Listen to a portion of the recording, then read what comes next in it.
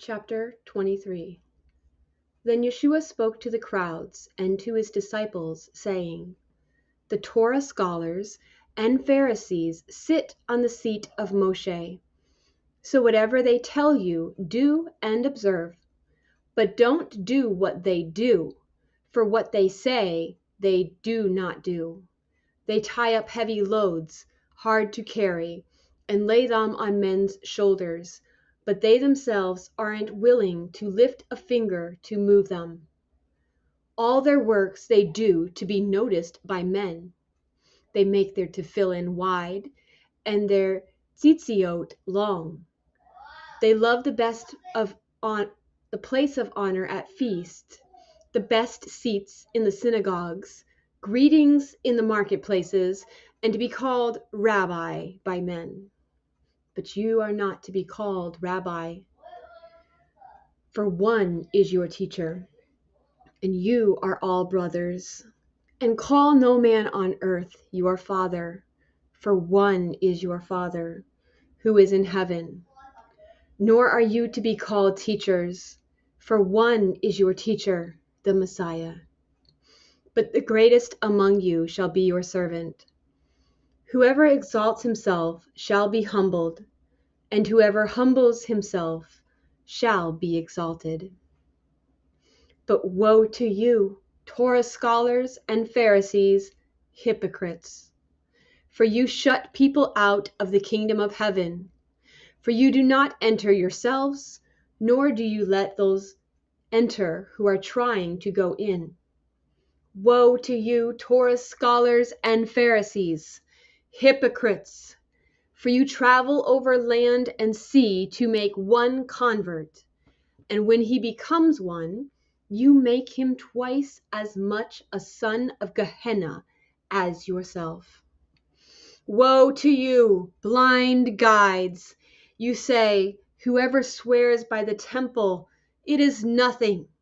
But whoever swears by the gold of the temple, he is obligated. O fools and blind ones! Which is greater, the gold or the temple that made the gold holy? And you say, whoever swears by the altar, it is nothing. But whoever swears by the offering on it, he is obligated. O blind ones! Which is greater, the offering or the altar that makes the offering holy? Therefore, whoever swears by the altar swears both by the altar and everything on it.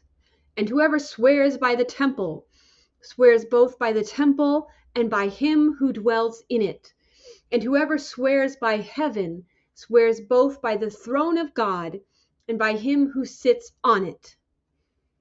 Woe to you, Torah scholars and Pharisees, hypocrites! You tithe mint and dill and cumin, yet you have neglected the weightier matters of Torah, justice and mercy and faithfulness. It is necessary to do these things without neglecting the others. O blind guides, straining out a gnat while swallowing a camel! Woe to you, Torah scholars and Pharisees, hypocrites! You clean the outside of the cup and the dish, but inside they are full of greed and uncontrolled desire. O blind Pharisee, first clean the inside of the cup and the dish, so that the outside may become clean as well. Woe to you, Torah scholars and Pharisees, hypocrites! For you are like whitewashed tombs, which look beautiful on the outside, but inside are full of dead men's bones and everything unclean. In the same way, you appear righteous to men on the outside, but are full of hypocrisy and lawlessness. Woe to you, Torah scholars and Pharisees, hypocrites! You build tombs for the prophets and decorate the monuments of the tzaddikim. And you say, if we'd been alive in the days of our forefathers, we wouldn't have been partners with them in shedding the blood of the prophets. So you testify against yourselves that you are sons of those who murdered the prophets. Fill up then the measure of your fathers. O snakes, you brood of vipers, how will you escape the condemnation of Gehenna? Because of this, behold, I'm sending you prophets and wise men and Torah scholars. Some of them you will kill and execute at the stake, and some of them you will scourge in your synagogues and persecute from city to city.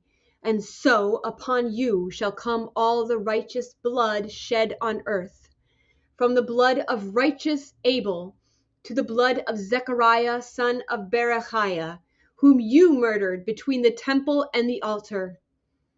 Amen, I tell you, all these things will come upon this generation. O Jerusalem, Jerusalem, who kills the prophets and stones those sent to her. How often I longed to gather your children together, as a hen gathers her chicks under her wings. But you were not willing. Look, your house is left to you desolate. For I tell you, you will never see me again until you say, Baruch haba b'Shem Adonai. Blessed is he who comes in the name of the Lord.